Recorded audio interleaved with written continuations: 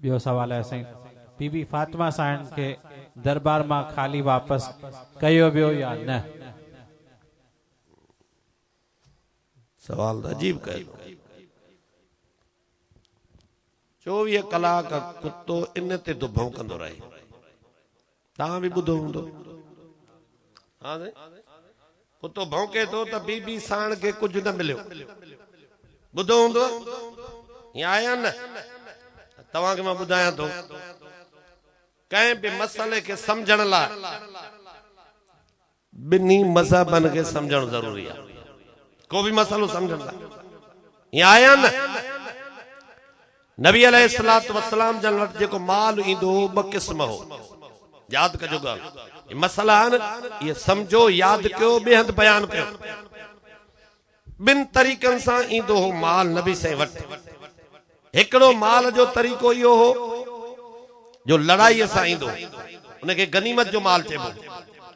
उन गनीमत जे माल में अल्लाह साईं हिस्सा मुक़रर कया, नबी साईं खे ॿुधायो मुजाहिदनि में तक़सीम कर, पर इन्हनि में जेको पंजो हिस्सो आहे उहो पंजो हिस्सो जुदा रख। काओ हिस्सो? पंजो हिस्सो जुदा रख। अल्लाह से कुरान में उन जो जिक्र कयो, फरमाया वअलमु अन्नमा गनिमतुम मिन शै फअन्न लिल्लाहि खुमसहु वलिर्रसूल वलिज़िल कुर्बा वलयतामा वलमसाकीन वबिन सबील इन कुंतुम आमनतुम बिल्लाह वमा अंज़लना अला अब्दना। अल्लाह साईं तो फरमाए, जे करे तव्हां जो अल्लाह ते ईमान आहे त जेको गनीमत जो माल अचे थो उन में 4 हिस्सा मुजाहिदन में विरायो। जंहिंखे घोड़ो भी हुजे उनखे घोड़े जो हिस्सो भी ॾियो, जेको अकेलो हुजे उनखे अकेलो हिस्सो ॾियो। पंजो हिस्सो बचायो। इहो पंजो हिस्सो कंहिंजे लाइ हूंदो? इहो अल्लाह जो आहे, अल्लाह जे रसूल जो आहे। माना ऐं इन इहो वलिज़िल कुर्बा रसूल जे क़रीबी रिश्तेदारनि जे लाइ आहे। ऐं फरमाया वल यतामा इन में यतीम खाईंदा, वल मसाकीन इन में मोहताज खाईंदा, ऐं वबिन सबील इन में मुसाफिरनि ते ख़र्च कजो। जेके जिहाद ते विया उन्हनि खे त गनीमत में मिलियो, जेके मोहताज आहिनि, जेके मिस्कीन आहिनि, जेके बेवा आहिनि, जेके ज़रूरतमंद आहिनि, जेके रसूल जा क़रीबी रिश्तेदार आहिनि, घर वारियूं आहिनि ऐं ॿिया आहिनि, ऐं रसूल ख़ुदि ये काथों खाईंदा। अल्लाह पाक फरमायो पंजो हिस्सो इन्हनि ते महबूब ख़र्च कजां, 4 हिस्सा मोमिननि में विराए छॾ। पंजे हिस्से के अल्लाह जुदा कराए वरी उन जे लाइ ख़र्च ॿुधायो त इहो कंहिंते करणो आहे। इहो अल्लाह जो आहे, इहो रसूल जो आहे, रसूल जे घर जो आहे, रसूल खां गॾु यतीमनि जो आहे, मुहताजनि जो आहे, मिस्कीननि जो आहे, जेके मुस्तफ़ा जे निगरानी में हेठि रहनि पिया। महबूब इहो तो उन्हनि ते ख़र्च कजां। ॿियो माल जेको बिना लड़ाई जे हथ अचे, जेको चओ बिना लड़ाई जे, उन जा 2 नाला आहिनि। हिकिड़े जो नालो अनफाल, नफिल मन वाधारो माल। ॿिए खे चइबो माले फे। अल्लाह कुरान पाक में उन फे जे माल खे ज़िक्र कयो जेको बिना लड़ाई जे अचे। यसअलूनका अनिल अनफाल कुलिल अनफाल लिल्लाहि वर रसूल। नफिल अनफाल माल कंहिंजो आहे? इहो अल्लाह जो आहे, रसूल जो आहे। बस इहो अल्लाह ज़िक्र कयो न। हाणे वरी जेको फे जो माल आहे उहो भी कंहिंजो आहे। उहो फे जो माल कीअं ईंदो आहे? बिना लड़ाई जे आहे। अल्लाह रब्बुल इज्जत फरमायो वमा अफा अल्लाह अला रसूलिही मिनहुम फमा औजफ्तुम अलैहि मिन खैरिन वला रिकाबिन वलाकिन अल्लाह युसल्लितु रुसलहु अला मन यशा।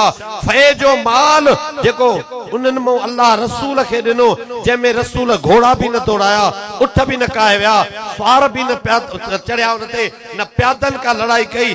बिना कंहिं लड़ाई जे रसूल सां लश्कर गॾो दुश्मन ते अल्लाह मुस्तफ़ा जो रोब विझी छॾियो। दुश्मननि चयो असां सुलह था कयूं, हेतिरो माल बिना लड़ाई जे असां तव्हांखे था ॾियूं। अल्लाह से फरमायो वलाकिन्नल्लाह युसल्लितु रुसलहु अला मन यशा, लेकिन अल्लाह पांजे रसूल के मुसल्लत कयो दुश्मनन जे मथां जेते चाहे ते मुसल्लत करे। वल्लाहु अला कुल्लि शैइन कदीर, अल्लाह सब कुछ करे सके तो। अॻिते फरमाए हाणे इहो माल कंहिं वेंदो जेको बिना लड़ाई जे मिलियो। अल्लाह से उन जो जिक्र वाज़िह लफ़्ज़न में फरमायो मा अफा अल्लाह अला रसूलिही मिन अहलिल कुरा, जेको रसूल के ॻोठ वारनि मो माल मिलियो बिना लड़ाई जे, फलिल्लाहि वो कंहिंजो आ अल्लाह जो, वलिल रसूल कंहिंजो आ रसूल जो, वलज़िल कुर्बा रसूल जे करीबन जो, जेके रसूल जे घर में रहंदा, जेके रसूल जा रिश्तेदार हूंदा उन्हनि ते इहो रसूल ख़र्च कंदो। वल यतामा यतीमन ते ख़र्च कंदो, वल मसाकीन मिस्कीनन ते ख़र्च कंदो, मुहताजन ते ख़र्च कंदो, वबिनिस सबील ऐं मुसाफिरन ते रसूल ख़र्च कंदो। अल्लाह महबूब साईं खे इहो माल भी ॾिनो ऐं माल ख़र्च करण जूं जायूं भी अल्लाह पाण ॿुधायूं। हाणे नबी साईं जियां अल्लाह ॾसुसि उहे कंदो या न कंदो? इन अत्तबि इल्ला मा यूहा इलैया, महबूब ॾसेन त मां हिन वही इलाही जो ताबेदार आहियां। कंहिंजो? वही इलाही जो, क़ुरान जो ताबेदार आहियां। ऐं हीअं बि ॾसेन कुल इन्नी अख़ाफ इन असैतु रब्बी अज़ाब यौमिन अज़ीम, जे मां रब जी नाफरमानी कयां त वॾे ॾींहं जे अज़ाब खां डिॼां थो, वॾे ॾींहं जे अज़ाब खां डिॼां थो। नबी साईं खे अल्लाह जो हुकुम आहे माल हीअं विरहाए नाफरमानी न कर। अल्लाह जो रसूल नाफरमानी कंदो ई न, ईअं आहे या न? हाणे अल्लाह साईं अॻिते फरमायो त इहो अल्लाह जो आहे रसूल जो आहे। इन माल मां अल्लाह जो जेको आहे उहो अल्लाह पाक पंहिंजो छो चयो? इन जे करे त इहो रुगो रसूल जो न आहे, इहो आहे ई अल्लाह जो। अल्लाह जे हुकुम ते ख़र्च थींदो, कंहिंजे हुकुम ते? अल्लाह जे हुकुम ते ख़र्च थींदो। सोने पैगंबर सल्लल्लाहु अलैहि वसल्लम के अल्लाह मसारफ भी दसिया त कंहिं ते ख़र्च कंदे, तूं पाण ते ख़र्च कंदे, पंहिंजे घर ते ख़र्च कंदे, पंहिंजे रिश्तेदारनि ते ख़र्च कंदे, यतीमन ते ख़र्च कंदे, मोहताजन ते ख़र्च कंदे, मुसाफिरन ते ख़र्च कंदे। नबी साईं सॼी ज़िंदगी ई ख़र्च कंदे। अॻिते छा फरमाए? कै ला यकून दूलतम बैनल अगनिया मिनकुम, रसूल हे माल कंहिं बि आसूदे ॾे न वञे, कंहिं बि आसूदे ॾे, सम्झो इन ॻाल्हि खे। माना इन सॼी जी कमाई रसूल जे हथ में ईंदी, उहा रसूल ख़र्च कंदो जंहिंखे ज़रूरत सम्झंदो।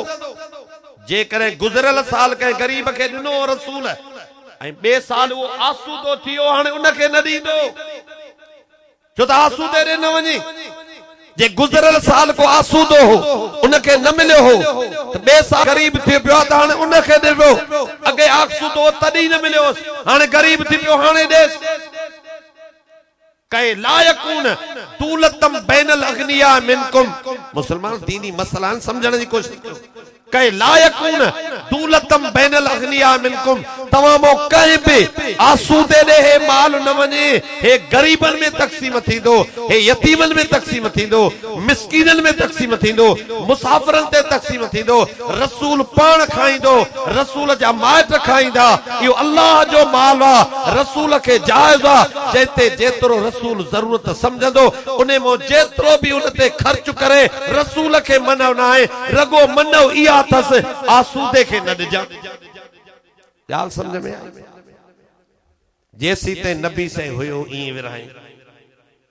वरी अल्लाह मोमिनन सां ॻाल्हायो, मा आताकुम रसूल फखुज़ू, जंहिंखे जेतिरो इन माल मां रसूल ॾे उहो वठे। वमा नहाकुम अन फंतहू, जंहिंखे न ॾे त एतराज़ न करे, रसूल अल्लाह जे हुकुम ते विरहाईंदो। केॾी चिटी ॻाल्हि आहे, आया न? जंहिंखे जेतिरो ॾे त वठे, जंहिंखे न ॾे रसूल ज़रूरत नथो सम्झे तॾहिं नथो ॾे। जंहिंखे जेतिरो ॾे त वठे, जंहिंखे न ॾे त एतराज़ न करे, मुंहुं बि ख़राब न करे। वत्तकुल्लाह, अल्लाह खां डिॼो, हे अल्लाह तो तक़सीम करे, इन ते राज़ी रहो। इन्नल्लाह शदीदुल इक़ाब, अल्लाह सख्त पकड़ वारो आहे। टिजो अल्लाह अगते फरमाए लिल फुकराइल मुहाजिरीन अल्लज़ीना उखरिजू मिन दियारहिम व अमवालिहिम, ऐ महबूब इने माल मो उन्हनि मुहाजिरन के भी ॾींदे जेके मिस्कीन आहिनि, जेके हिजरत करे आया उन्हनि के भी ॾींदे। अगते फरमाए वल्लज़ीना तबव्वउ दार वल ईमान, ऐं जेके माण्हू मोमिन मुहाजिरन के जिन घरनि में जायूं ॾिनियूं अंसार, उहे भी ये मिस्कीन हुजनि उन्हनि के भी ॾींदे। हाणे सब खां पहिरियों सवाल आहे त इहो सॼो माल अॻ में रसूल पाक सल्लल्लाहु अलैहि वसल्लम जो ज़ाती हुयो। अबाजे नबी से जो ज़ाती माल हुजे हा त अल्लाह ईअं चवे सा त हिन खे ॾे, हिन खे ॾे, हिन खे ॾे, हिन खे न ॾे, चवे सा। ज़ाती माल कंहिं गरीब खे ॾे, कंहिं आसूदे खे तोहफ़े में ॾे, मर्ज़ी आहे न हर कंहिंजी। गुनाह आहे जाइज़ कम में जाते वणेसि ख़र्च करे, हिन में गुनाह आहे न। ये ज़ाती माल न हुयो, अल्लाह जो रसूल इन जो निगाहदार हुयो, निगरान हुयो।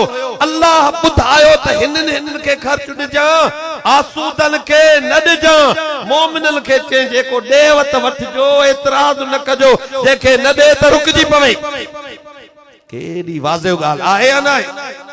हा बा हाणे अबू बकर सिद्दीक़ उन माल जो मालिक, नबी साईं जे वफ़ात खां पोइ हाणे इन माल ते हथ कंहिं रखियो? हज़रत चओ हज़रत अबू बकर सिद्दीक़ रज़ी अल्लाह ताला उन रखियो न। हाणे ॿुधो, अन फातिमा वल अब्बास अलैहिस्सलाम अतया अबा बकर यल्तमिसान मीरास उमामिर रसूलुल्लाह सल्लल्लाहु अलैहि वसल्लम वहुमा हीनइज़न यतलुबान अर्ज़ै इमामिन फदक व सामहा मिन खैबर।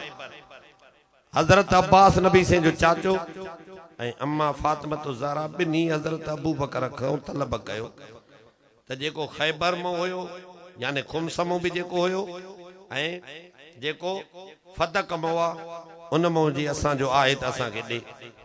हाणे इहो ॿुधायो थो वञे त घुर कयूं, पोइ जवाब कहिड़ो थो मिले त न ॾिनोसि खाली मोटियां। इहो जवाब ॿुधो अथव न, इहो जवाब ॿुधो त खाली मोटियां त कुझु न ॾिनो। हाणे ॾिसूं त इहो केतिरो सच आहे। हुननि जो घुर कई त हज़रत अबू बकर चयो छा उहो नथो ॿुधायो वञे, बसि न ॾिनई। चयो छा उहो जवाब नथो ॿुधायो वञे, ठगी त इहा आहे न। उन छा चयो इहो त ॿुधायो न। उन पंज किस्म जो जवाब ॾिनो, पंज लफ़्ज़ ॻाल्हाया, उन्हनि मां हिकु बि नथो ॿुधायो वञे।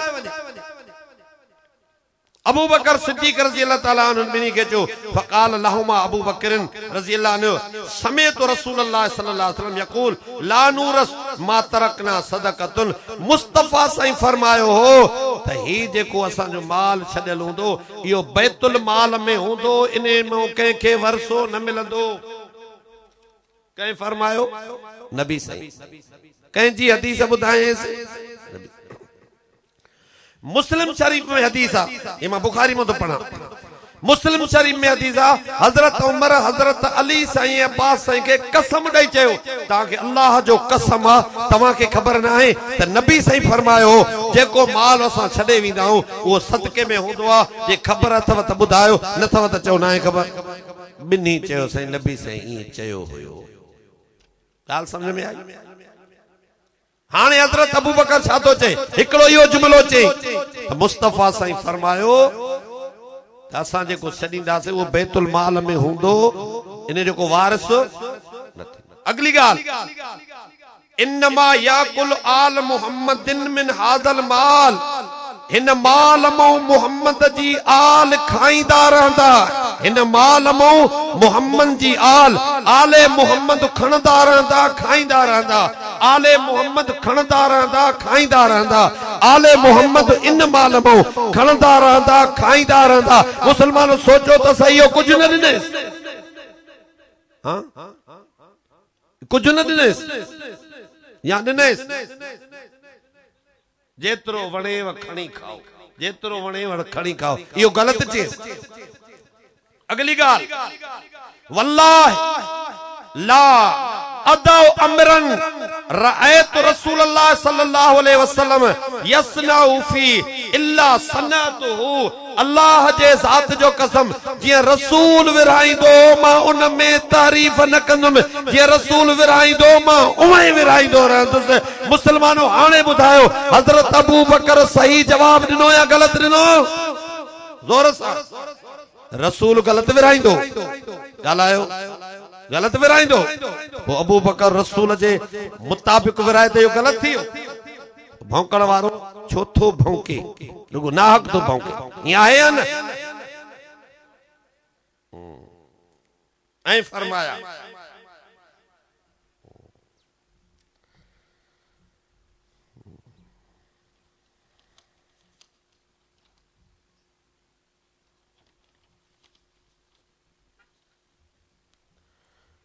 अबू बकर सिद्दीक रज़ी अल्लाह ताला अन्हु, नबी से फरमायो लानू रस्मा तरकना सदक़तुन, असांजो हिन माल जो वरसो ना है, तरकोश आहे, सदको आहे। छो त को बि नबी दुनिया जो माल जमा करण लाइ ईंदो ई न आहे। ईअं आहे न? माल सां उनजी मोहबत न हूंदी आहे। हिकु दफ़ो लड़ाई जे दौरान मुस्तफा साईं जन जी फतह थी, केतिरा ई गुलाम ऐं बानियूं कैद थी आया। गुलाम ऐं बानियूं, तवज्जो कजो। अली रज़ी अल्लाह ताला अन्हु अम्मा फातिमा ज़हरा रज़ी अल्लाह ताला अन्हा खे चयो त नबी से वटि इलाही गुलाम इलाही बाना आया आहिनि, बानियूं बाना आया आहिनि, तुझे कमकार जे लाइ ज़रूरत आहे त को हिकिड़ो वठी अचेसि, पाणी बि ॿाहिरों था भरे अचो, जंड बि पाण था पियूं, घर जो कम बि, तंहिंजे करे हिकिड़ो बानो या बानी नबी से खां वञी घुरी आहे। अॼु घणा आया त ज़रूरु नबी से तोखे ॾींदो, कमु थी वेंदो। अम्मा फातिमा रज़ी अल्लाह ताला अन्हा वई, नबी से खां जॾहिं घुरे, नबी से पुछुसि त भला इन खां भली शइ ॾियां? बीबी फातिमा जो हा साईं भली त खपे, भली शइ ॾियां। घुरे छा? बानो या बानी? नबी से भली शइ कहिड़ी थो ॾे? फरमायो हर निमाज़ खां पोइ 33 दफ़ा सुभान अल्लाह पढ़, 33 दफ़ा अल्हम्दुलिल्लाह पढ़, 34 दफ़ा अल्लाह अकबर पढ़, इन गुलाम खां इहो भलो अथई। हाणे तव्हां सम्झो, इहो अल्लाह जो रसूल माल ज़ाती जमा कंदो सही?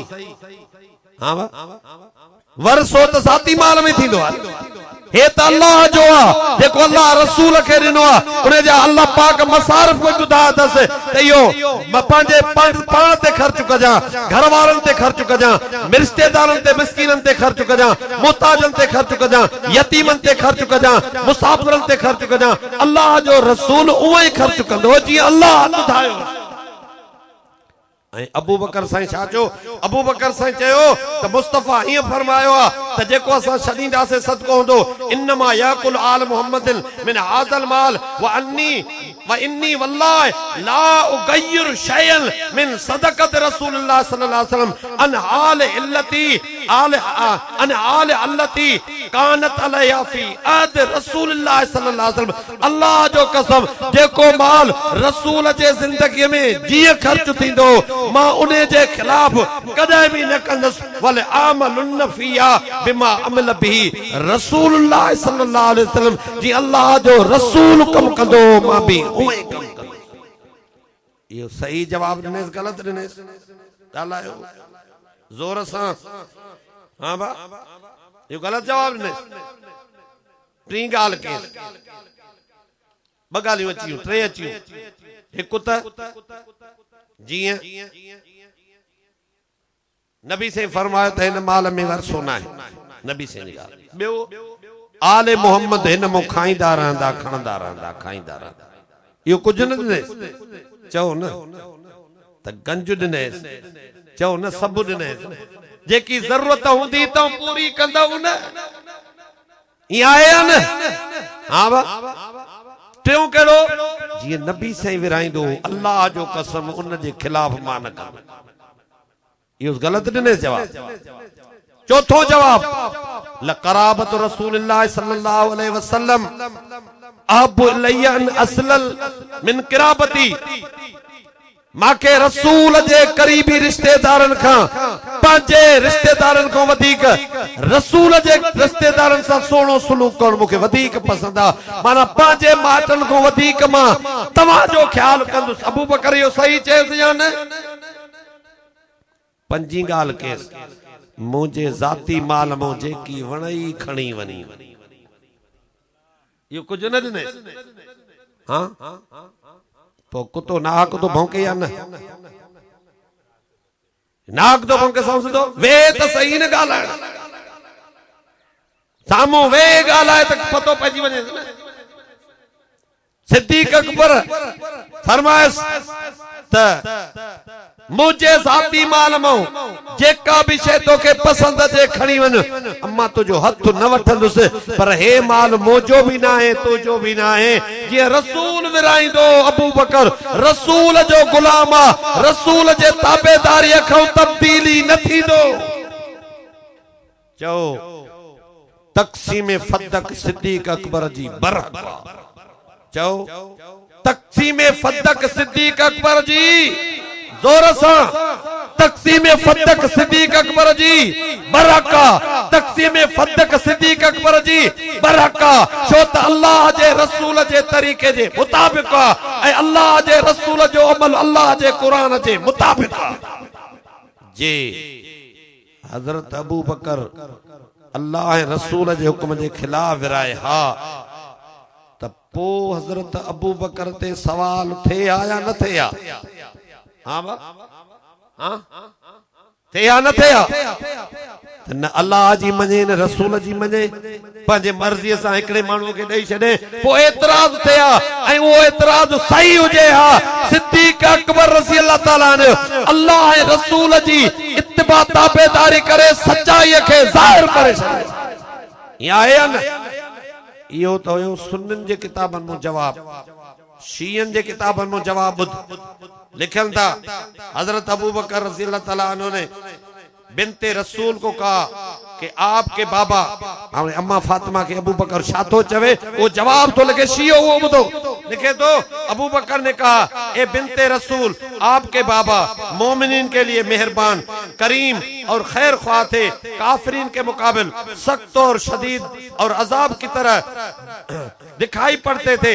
आपके वालिद और अली बिन अबी तालिब आपके शोहर हैं, आपके वालिद रसूलुल्लाह हैं और अली बिन अबी तालिब आपके शोहर हैं। आप अहले बैत रसूल और उनके अहले खानदान से हैं। आप लोग दूसरे अफराद में मुंतखब हैं, ता सबनी को भला हो ये तो चवे से अगते जाते से आपको दोस्त नहीं रखेगा मगर वो शख्स जो कि सादतमंद है, और दुश्मन नहीं रखेगा मगर वो शख्स जो कि शक्की बदबख्त है, और आप लोग हमारी सादत व खुशनसीबी का वसीला हैं। अगते जातो चवे से ए खातमुल अंबिया की बेहतरीन बेटी, ए सरदार खवातीन, आप अपने बातों में सच्ची और अक्लो खिरद और कमाल के लिहाज से बाला तरें। किसी को हक नहीं कि आपके कौल को रद्द करे और आप कोई हक को ले के ताकत ना है तू जो हक खाई सके न थींदो ये।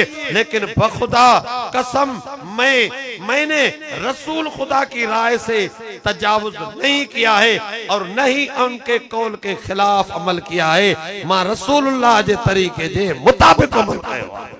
शियो भी ये तो लगे अगते नबी से छा चयो?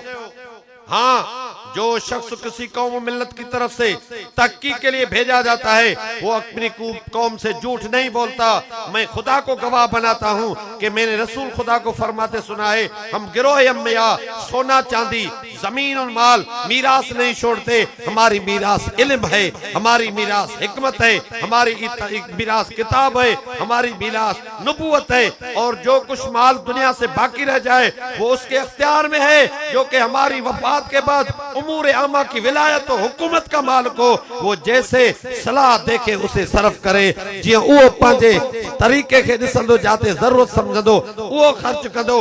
आप जो मुतालबा कर रही हैं मैं उसे जंग के असले, उसके वसाइल असबाब और चौपाइयों पर खर्च करूंगा ताकि मुसलमान कुदरतमंद मजबूत हों और कुफार और मुखालफिन से जंगो जिहाद के वक्त गालिब रहें। ये सिर्फ मेरा ख्याल और मेरी बात नहीं बल्कि तमाम मुसलमानों की राय और उम्मत का इजमा है। हम हरगिज़ मकसद और मतलब आपसे पोशीदा नहीं रखना चाहते। मना असां तोखे सॼी ॻाल्हि ॿुधायूं था। अम्मा अॻिते तो चवे चाहते हो या कोई चीज आपसे छुपाना नहीं चाहते, जो कुछ मेरे पास है वो मैं आपको देता हूँ। यानी जेको मुझो माला वो तो के मां दिया तो मैं अपनी तरफ से कोई सख्ती व दुश्मनी नहीं करूंगा। आप अपने पितर बुजुर्गार की उम्मत की सरदार हैं, पैगंबर इस्लाम के फर्जंदों की मादर गिरामी हैं। हम आपके माल को आपसे नहीं लेना चाहते।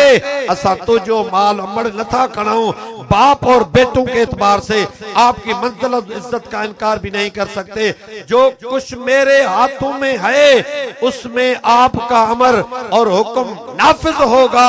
माना जेको मुझो माला जेकी वणई खड़ी वञ, लेकिन क्या मैं आपके बाबा के कौल की मुखालफत कर सकता हूँ? हरगिज़ नहीं।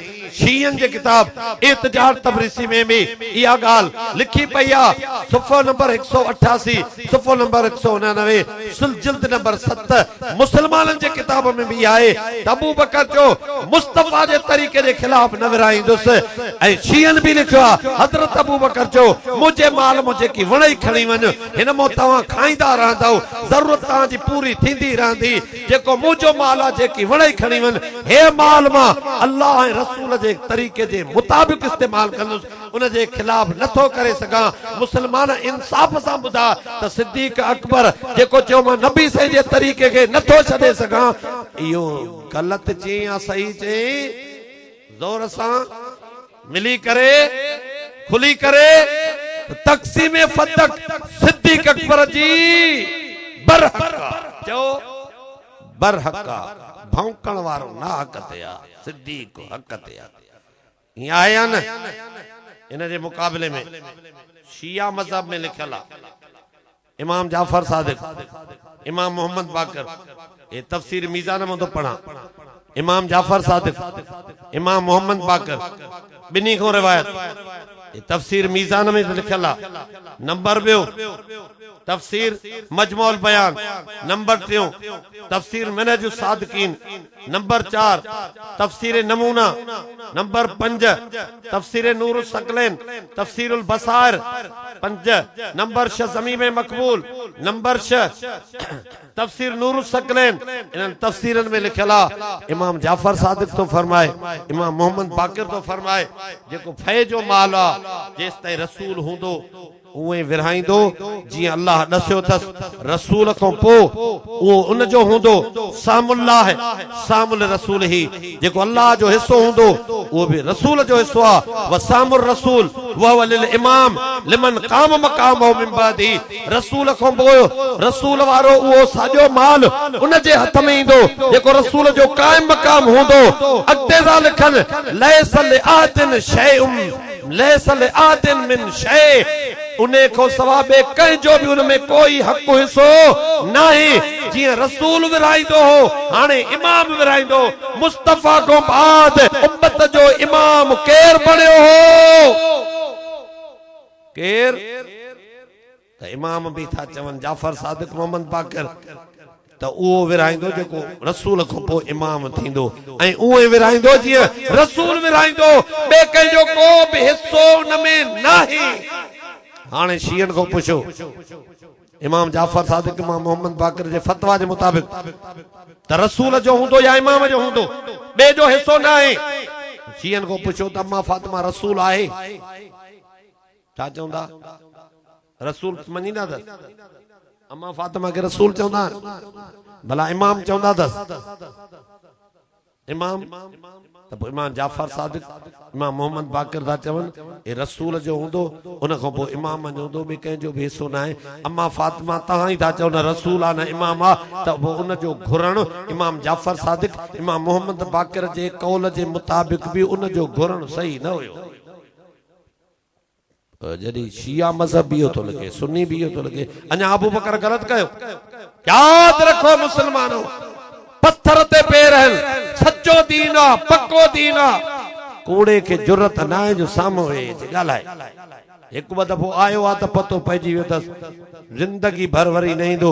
इंशाअल्लाह असांजे नस्लनि खां बि डिॼंदा रहंदा, अल्लाह जे ज़ात में उमेद आ, हे दीन सचो आ, इन सचनि जे ज़रिए सां क़यामत ताईं क़ाइम रहंदो। अल्लाह से असां सभिनी खे सम्झण जी मञण जी अमल जी तौफ़ीक़ अता फरमाए। व आख़िर दावाना अनिल हम्दुलिल्लाह।